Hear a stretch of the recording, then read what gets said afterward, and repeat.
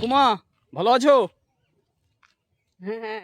বলছি তোমরা এখানে যে বসবাস করো হুম, একদম তো সম্পূর্ণ এটা আমাদের ভারতের শেষ গ্রাম, আর তার অপোজিটেই তো হচ্ছে বাংলাদেশ।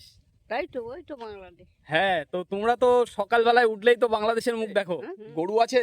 হ্যাঁ, ওই একটা গরু গরু বাঁধার জন্য চলে আসা। তা তুমি এই বয়সে এখনো গরু নিতে পারো? বাঁধা থাকবে। বাধা থাকবে? হ্যাঁ। আচ্ছা আচ্ছা। বাড়ি কোথায় এখানে? হুম, বাড়ি বাড়ি কোথায়? এই তো এই ঠাকুর বাড়ি।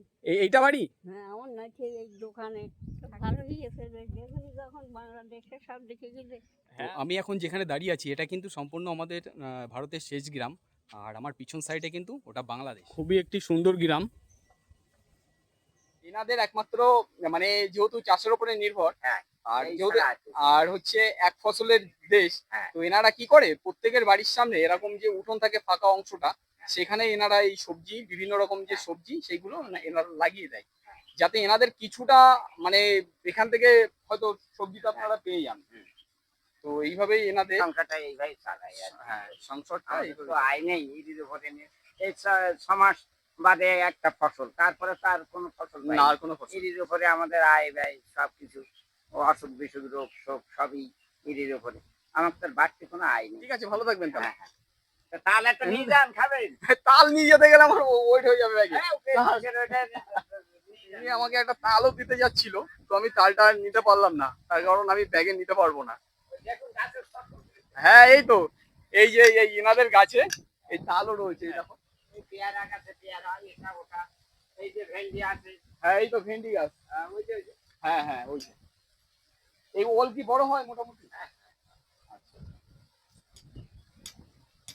তো এই গাছ গাছ আছে। হ্যাঁ, ওই হচ্ছে পিছনে ওনাদের বাড়ি রেখে এলাম, আর এই সম্পূর্ণ এই উঠোনে কিন্তু এনাদের এই সবজি লাগানো থাকে। হ্যাঁ এক ফসলের দেশ, এর উপরে যে আমাদের এই চলতে হয়, বুঝলেন? এই এখানে কোনো খালেরও সিস্টেম নেই যে গরমের সময় আপনার ধান চাষ করবো বা ইয়ে করবো, মাঠে উচ্চ কুমড়ো এটা ওটা সব কিছু নেই। ঠিক আছে, ভালো থাকবেন তাহলে। আচ্ছা, এই 6 মাস বাদে এই একটি মাত্র ফসল, একটি তাও মাত্র। আবার বীজ পাতাই নষ্ট হয়ে গেছে, বুঝলেন? হ্যাঁ হ্যাঁ এখন খুব কষ্ট করে মানুষ, এখন আমি ধান ফেলেছি আর কি করবো, উপায় নেই। হ্যাঁ, এইভাবে দিন যাচ্ছে কেটে, বুঝলেন? বহু লোকের এবারে ওই ক্ষতিগ্রস্ত হয়ে গেছে বীজ সত্যি পাতা। তাই, সত্যি তাই। এই বর্ষাটা এমন ভাবে এবছর হয়েছে হ্যাঁ, যে সবারই কম বেশি ক্ষতি হয়েছে। হ্যাঁ, হ্যাঁ, এইভাবেই যাচ্ছে, বুঝলেন? হ্যাঁ, তো ওনাদের বাড়িটা দেখো কতটা ভিতরে, হ্যাঁ। ওই ভিতর থেকে এই হচ্ছে এই ঢালাই রাস্তা। তো এখানকার মানুষরা কিন্তু খুবই আন্তরিক। এখানে আরেকজনের সঙ্গে কথা হলো, তো এনারা কিন্তু সত্যি খুবই সুন্দর এনাদের কথাবার্তা গুলো। আর এই পাশে রয়েছে কিন্তু সব এই যে ফাঁকা জমি,